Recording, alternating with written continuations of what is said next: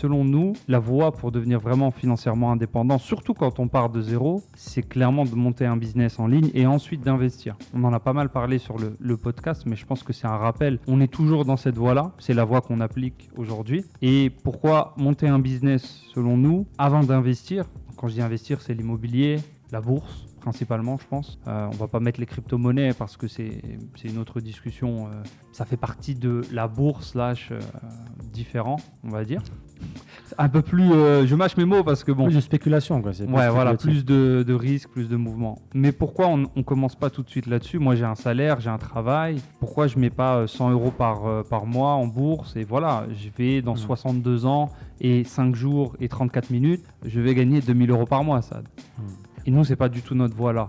On respecte les gens qui font ça. Je préfère déjà que les gens fassent quelque chose que rien. Mais selon nous, c'est pas la voie pour devenir libre financièrement. Alors, sur le papier, oui, mais dans 65 ans. Et dans 65 ans, alors oui, tu fais tes projections aujourd'hui. Ok, dans 60 ans, je vais gagner, bon, j'abuse. Allez, dans 40 ans, je vais gagner 2000 euros par mois. Mais tu vas gagner 2000 euros, mais ça vaudra quoi 2000 euros dans 40 ans en fait? Ouais, et c'est sûr. Et surtout que c'est les investissements en général, ça implique aussi un risque, hein, il ne faut pas se le cacher. Il n'y a aucun investissement où tu as zéro risque.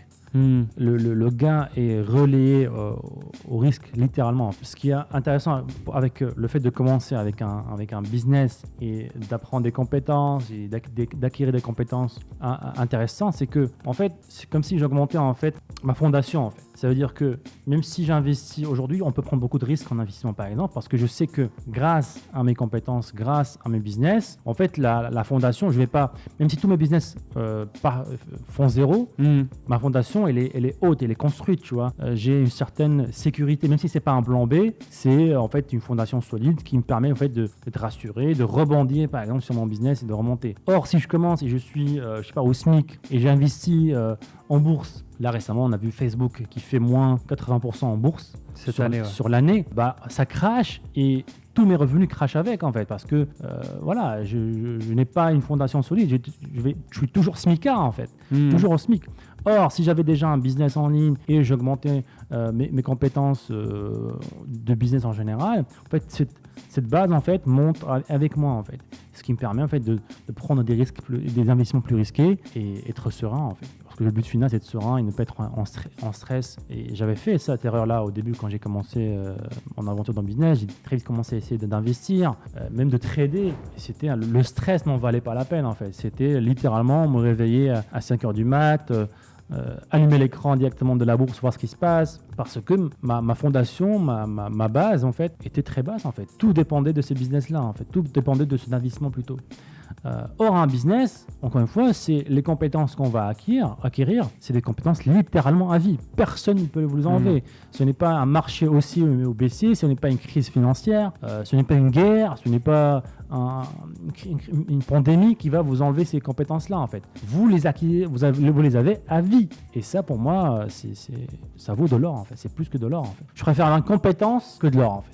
Au début, tu t'en rends pas compte. Parce que l'or, il peut te le faire voler, il peut perdre de la valeur, Or, une compétence, par exemple, je sais pas, faire du marketing, faire de la publicité sur Facebook, rédiger des fiches de vente, vendre par téléphone, faire du montage vidéo, créer des vidéos de vente. Tout ça, en fait, c'est des compétences qui non seulement vous les avez à vie, mais ils sont aussi applicables à plein d'autres domaines, en fait, dans la vie. Hein.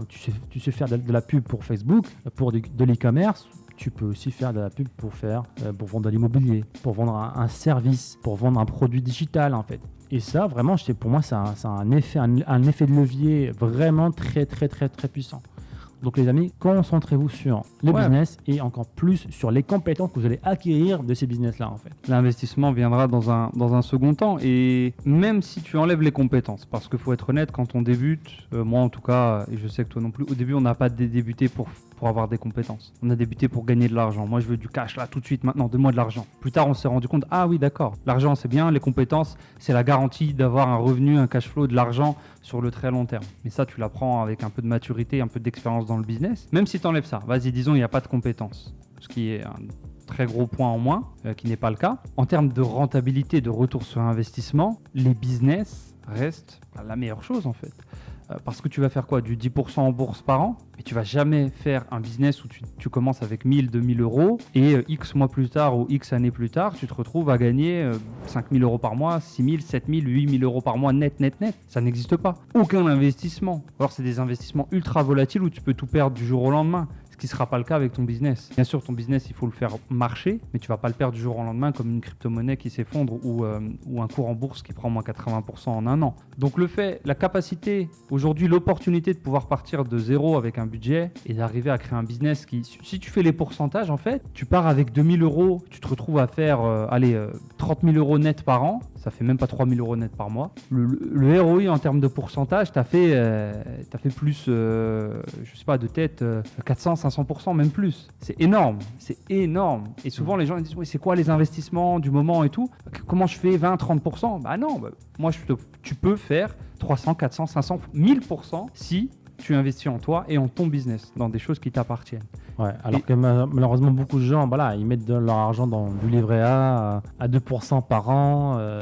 Il faut, les amis, être malin, tout simplement. Il faut être malin, il faut savoir où mettre son temps et son argent. Parce que si vous suivez un petit peu les conseils traditionnels qu'on vous donne, en fait, malheureusement, vous allez plus perdre de l'argent et du temps qu'autre chose. C'est clair.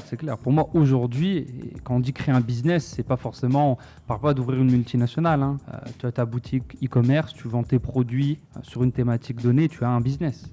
Yes. Faut pas avoir peur des mots aussi. Je sais que quand on n'est pas dans le milieu aussi, en tant que business, etc., ça peut faire peur. Mais être auto-entrepreneur, vendre des produits sur sa boutique, tu as ton business, tu t'améliores et tu fais tes futurs rendements là-dessus. Et comme on en parlait beaucoup dans d'autres podcasts, et comme tu viens de le rappeler, après tu peux l'appliquer à d'autres choses de ta vie. Et après, tu pourras prendre une partie de ces revenus-là pour l'investir dans d'autres projets en bourse ou en immobilier. Mais il ne faut pas sous-estimer l'investissement en soi, qui est l'investissement numéro 1 de très très très très loin. Et en fait, pour moi, investir dans l'immobilier, dans la bourse, c'est c'est un problème de riche en fait.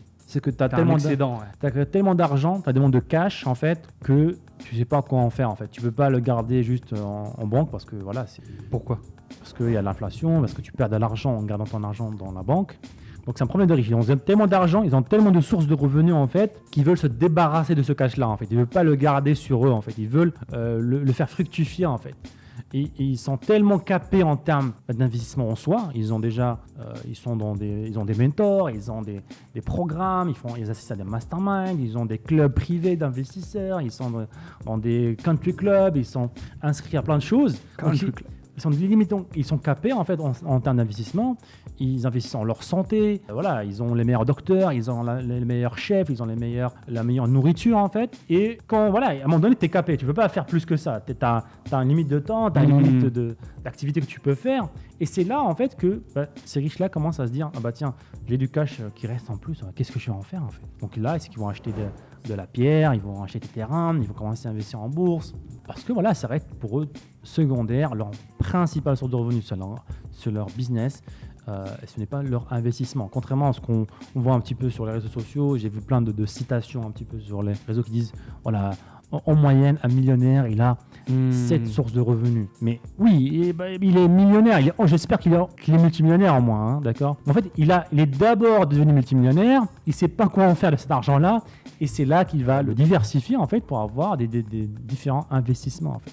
Il ne commence pas avec 100 000 euros à déjà avoir plusieurs sources de revenus. Non seulement tu perds ton focus, mais ce n'est pas rentable en fait. Parce que si tu as un investissement qui t'a permis de partir de 2 000 euros comme a dit Adam à 100 000 euros, ça serait bête en fait de ne pas continuer à miser sur ce business-là. Ça serait bête d'aller chercher à diversifier tout de suite en fait. C'est vrai. Mais ça paraît toujours plus excitant quand tu étais là, tu vois sur Instagram, waouh, le millionnaire a 8 sources de revenus, Jeff Bezos a 45 sources de revenus, donc je vais faire plein de petits trucs qui vont tous me rapporter 100 euros, alors que je pourrais faire un gros truc qui va me rapporter 10 000 euros.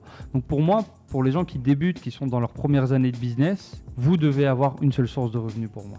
Ça, c'est clair et net. C'est selon moi l'une des clés de notre réussite et de la réussite des gens qu'on a formés dans l'e-commerce. Ils avaient un business. Qu'est-ce que tu fais? Je vends des produits physiques à telle personne qui a tel problème. Je le résous de telle façon et je travaille en profondeur. Donc, je développe cette seule et unique source de revenus qui est ma boutique e-commerce pour le faire de mieux en mieux et pour y travailler de moins en moins aussi. Donc, je fais plus d'argent, je me libère du temps. Mais ça demande a aussi du temps et des moyens énergétiques et mentaux qui sont mis dessus. Et quand tu auras ta source de revenus principale qui te génère plusieurs dizaines de milliers d'euros, là, on va pouvoir discuter de, tu fais de l'affiliation, tu as un petit compte en bourse, comme tu l'as dit, tu te diversifies un petit peu.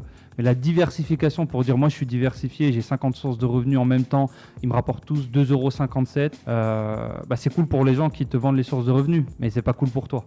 Ouais. Donc, et ça vaut pour tout, quel que soit votre business. Si vous faites un business, j'en sais rien, physique, faites-le en fait, faites-le à fond, focus à fond sur une seule et unique chose. Si vous avez aimé ce clip, cliquez ici pour voir d'autres clips. Sinon, cliquez ici pour voir l'épisode en entier. Ciao, ciao.